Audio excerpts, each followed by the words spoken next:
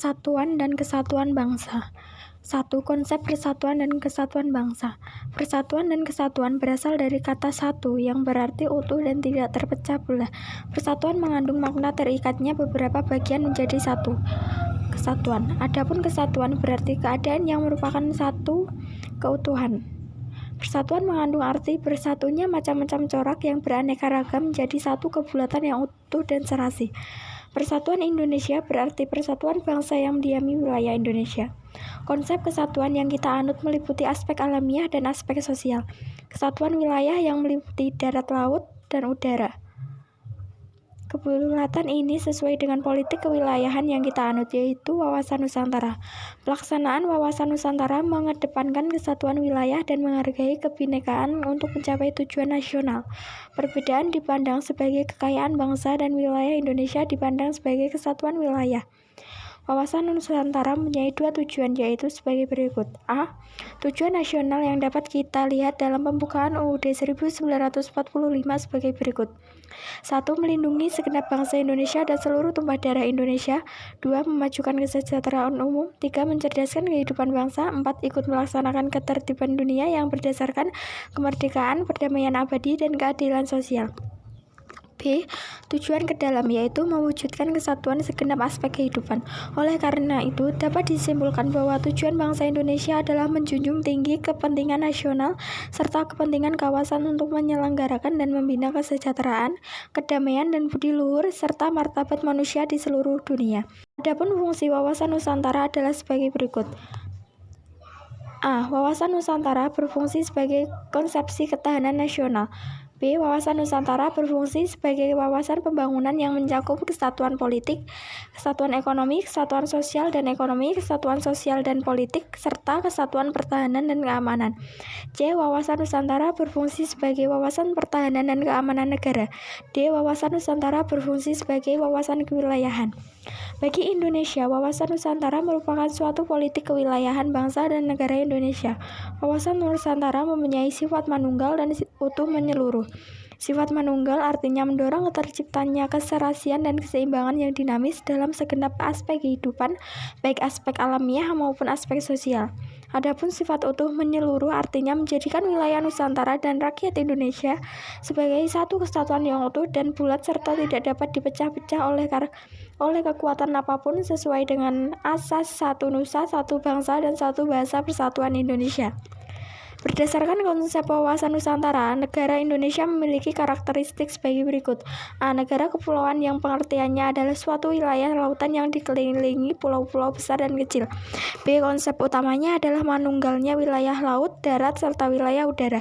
C. Laut atau perairan merupakan wilayah pokok, bukan merupakan pelengkap. D. Laut merupakan bagian yang tidak terpisahkan dari darat, bukan pemisah antara daratan dan pulau yang satu dengan yang lainnya. Perwujudan konsep kesatuan bangsa dalam aspek sosial. Kesatuan bangsa dalam aspek sosial diwujudkan dalam beberapa aspek kehidupan berikut. A. Perwujudan Kepulauan Nusantara sebagai satu kesatuan politik.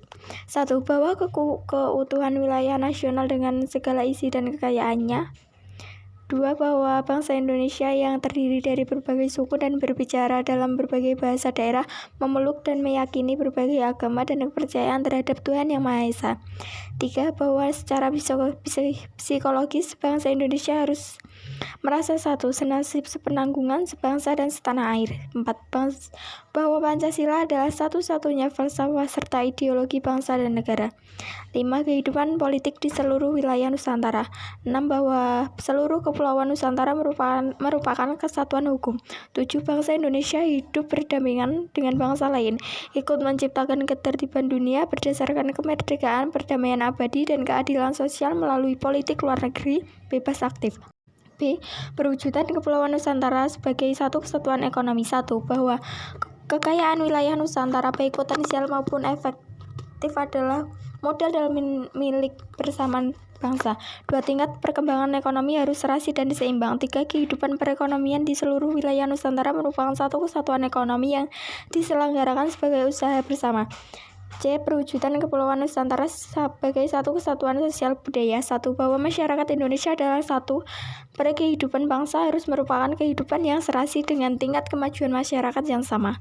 2. Bahwa budaya Indonesia pada hakikatnya adalah satu. Corak ragam budaya yang ada menggambarkan kekayaan budaya yang menjadi modal dan landasan pengembangan budaya bangsa. D. Perwujudan Kepulauan Nusantara sebagai satu kesatuan pertahanan dan keamanan adalah 1.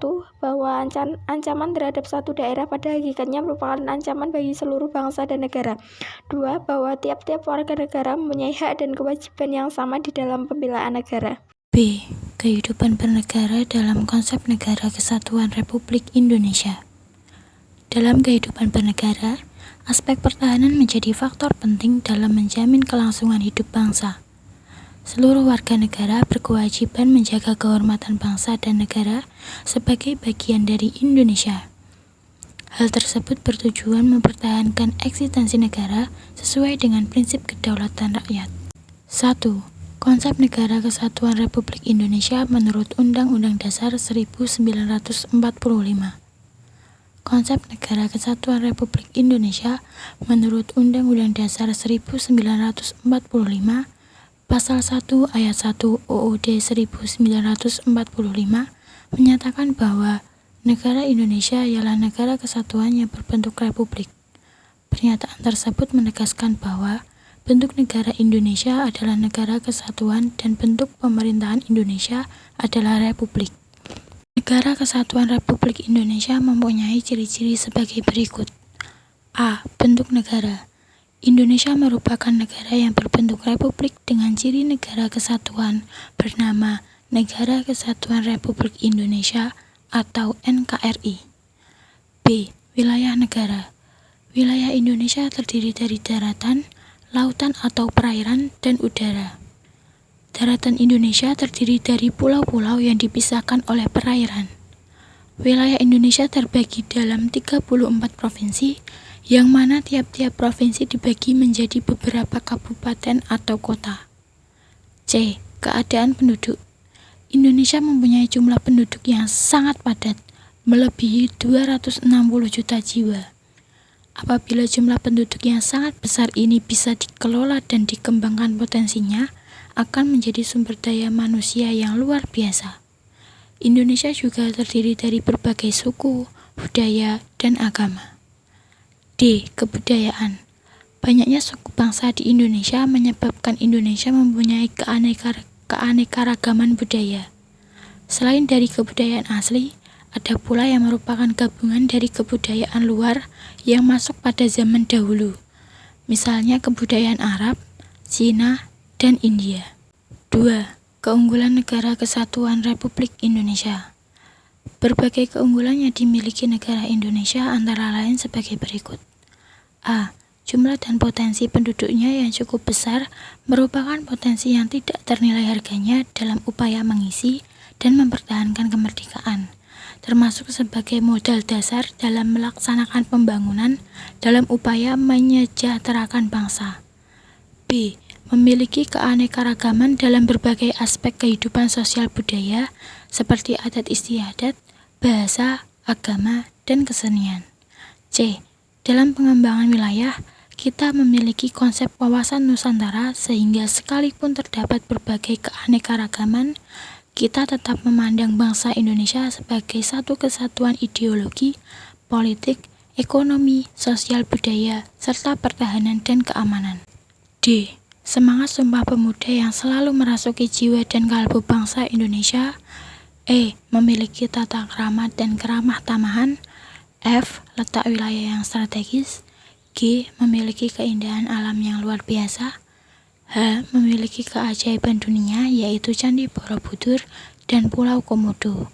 I. Wilayahnya yang sangat luas yaitu 5.193.250 km persegi yang meliputi daratan seluas 2.027.087 km persegi dan lautan seluas 3.166.163 km persegi.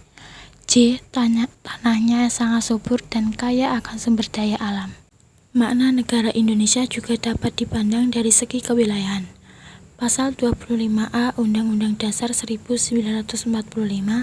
menegaskan bahwa Negara Kesatuan Republik Indonesia adalah sebuah negara kepulauan yang berciri Nusantara dengan wilayah yang batas-batas dan hak-haknya ditetapkan dengan undang-undang. Pasal 18, 18A, dan 18B Undang-Undang Dasar 1945 menegaskan bahwa Negara Kesatuan Republik Indonesia adalah negara kesatuan dengan sistem pemerintahan daerah yang berasaskan desentralisasi, dekonsentrasi, dan tugas pembantuan. Alat pemersatu. Alat pemersatu bangsa Indonesia adalah sebagai berikut. 1. Bahasa persatuan yaitu bahasa Indonesia. 2. Bendera negara yaitu Sang Merah Putih. 3. Lagu kebangsaan yaitu Indonesia Raya. 4. Lambang negara yaitu Garuda Pancasila. 5. Dasar falsafah negara yaitu Pancasila. Kemudian yang C adalah faktor pendorong serta penghambat persatuan dan kesatuan bangsa Indonesia.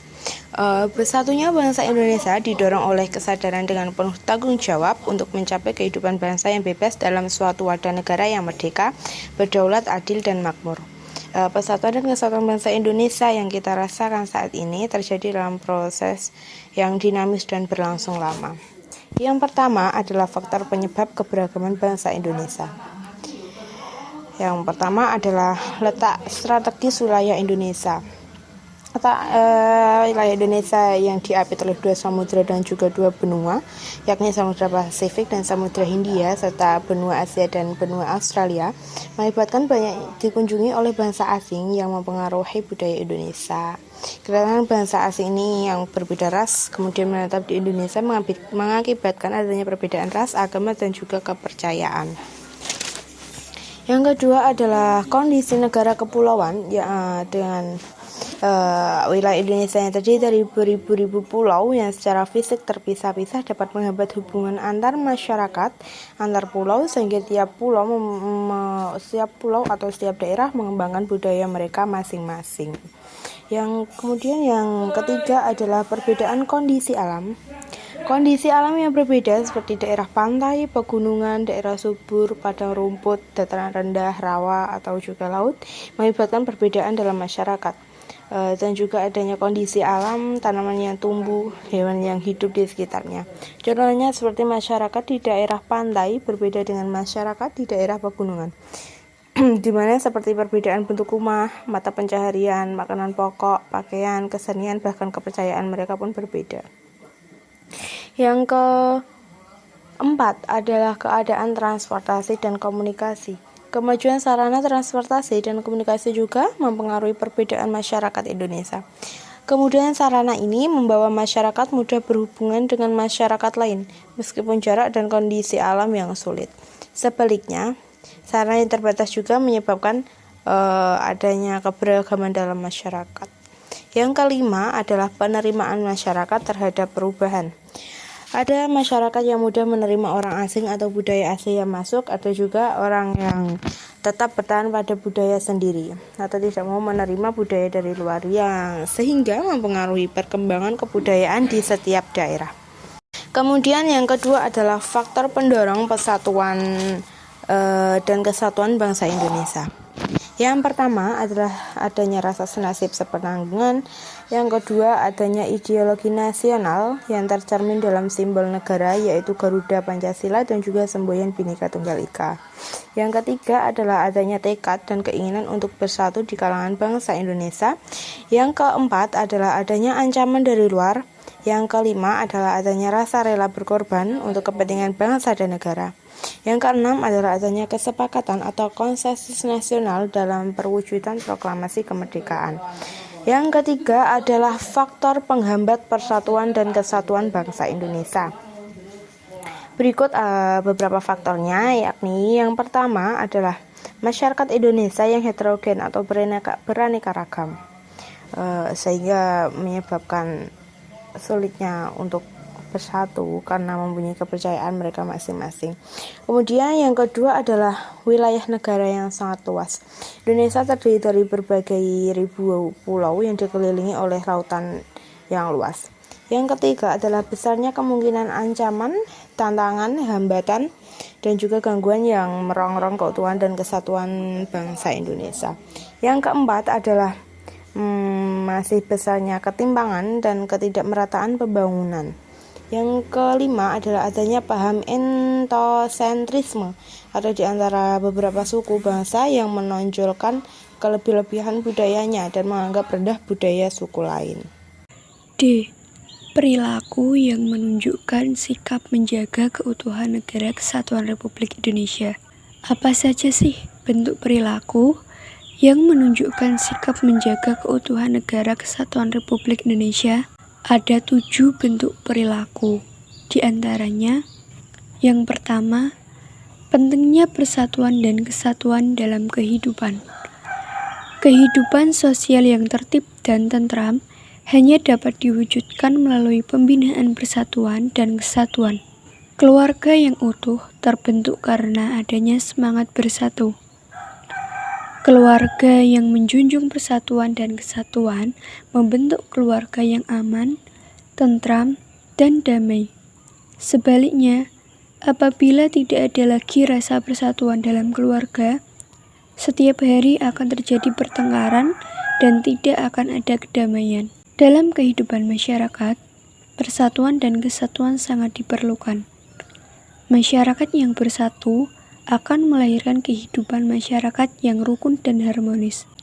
Meskipun masyarakat terdiri dari orang-orang beragam, dalam masyarakat kita menjadi bagian keluarga besar yang memiliki semangat persaudaraan dan kebersamaan dalam kehidupan bermasyarakat. Yang kedua, mempertahankan persatuan dan kesatuan wilayah Indonesia. Ada pepatah mengatakan, bersatu kita teguh, bercerai kita runtuh. Oleh karena itu, yang perlu kita tegakkan dan lakukan adalah A. Meningkatkan semangat kekeluargaan, gotong royong, dan musyawarah. B. Meningkatkan kualitas hidup bangsa Indonesia dalam berbagai aspek kehidupan. C. Meratakan pembangunan serta berkeadilan sosial bagi seluruh rakyat Indonesia. D. Melaksanakan otonomi daerah guna meningkatkan kesejahteraan masyarakat di daerah. E. Memperkuat sendi-sendi hukum nasional serta adanya kepastian hukum. F. Melindungi, menjamin, dan menjunjung tinggi hak asasi manusia. G. Memperkuat sistem pertahanan dan keamanan sehingga merasa terlindungi. Yang ketiga, meningkatkan semangat Bhinneka Tunggal Ika. Sebagai bangsa yang terdiri dari berbagai suku, bahasa, agama, dan adat istiadat, kita harus bersatu sebagai bangsa Indonesia. Oleh karena itu, kita harus memupuk semangat Bhinneka Tunggal Ika. Meskipun berbeda-beda, kita tetap satu, yaitu bangsa Indonesia. Yang keempat, dampak positif persatuan dan kesatuan bagi masyarakat. Persatuan dan kesatuan antar sesama memiliki dampak positif tersendiri. Berikut adalah dampak positif persatuan dan kesatuan bagi masyarakat. A. Mampu menangkal semua gangguan dalam kehidupan masyarakat. B. Menumbuhkan solidaritas, semangat toleransi, kekompakan, dan memperkuat daya tahan masyarakat terhadap gangguan masyarakat itu sendiri. C. Menumbuhkan semangat gotong royong dan kebersamaan di dalam mengatasi masalah. Yang kelima, manfaat persatuan dan kesatuan bagi bangsa Indonesia. Berikut adalah manfaat persatuan dan kesatuan bagi bangsa Indonesia. A. Memperkuat jati diri Negara Kesatuan Republik Indonesia. B. Memperkuat ketahanan nasional dalam mengatasi segala ancaman dan gangguan dalam bernegara. C. Memudahkan mencapai tujuan nasional. D. Menciptakan suasana yang tentram, aman, dan damai. Yang keenam, perilaku warga negara yang menunjukkan partisipasi dalam menjaga keutuhan NKRI. Berikut adalah beberapa contoh perilaku warga negara yang menunjukkan partisipasi dalam menjaga keutuhan NKRI. A. Menjunjung tinggi kedaulatan negara dan kewibawaan pemerintah. B. Menjaga dan menghormati lambang-lambang kedaulatan negara. C. Membantu dan meringankan para korban bencana alam. D. Melestarikan sumber daya alam dengan cara menanam tumbuhan, reboisasi, dan tidak merusak lingkungan. E. Memerangi segala bentuk kejahatan narkotika dan sejenisnya dengan tidak memproduksi, mengedarkan, bahkan mengonsumsinya. F. Menciptakan dan memelihara kebersihan di rumah dan lingkungan sekitar. G. Mencegah dan mengobati timbulnya penyakit di lingkungan sekitar. H. Ikut menjaga keamanan wilayahnya masing-masing. I. Melaporkan segala kegiatan yang dianggap mencurigakan, meresahkan, dan mengancam keamanan warga kepada pihak terkait. J. Hidup membantu pihak penegak hukum dalam mencari dan menangkap perilaku kejahatan. Yang ketujuh, bentuk peran serta atau partisipasi siswa dalam mempertahankan NKRI. Berikut adalah beberapa contoh bentuk peran serta atau partisipasi dalam mempertahankan NKRI. A. Rajin belajar dalam upaya meningkatkan kualitas diri. B. Mengikuti pendidikan bela negara melalui pendidikan kewarganegaraan. C. Aktif dalam kegiatan OSIS, karya ilmiah remaja atau KIR, kepramukaan, dan palang merah remaja. D. Mengikuti upacara bendera. E. Memiliki disiplin yang tinggi, serta menaati tata tertib sekolah yang berlaku. F. Menghindari tawuran antar pelajar. G. Menciptakan kedamaian dan keamanan lingkungan sekolah.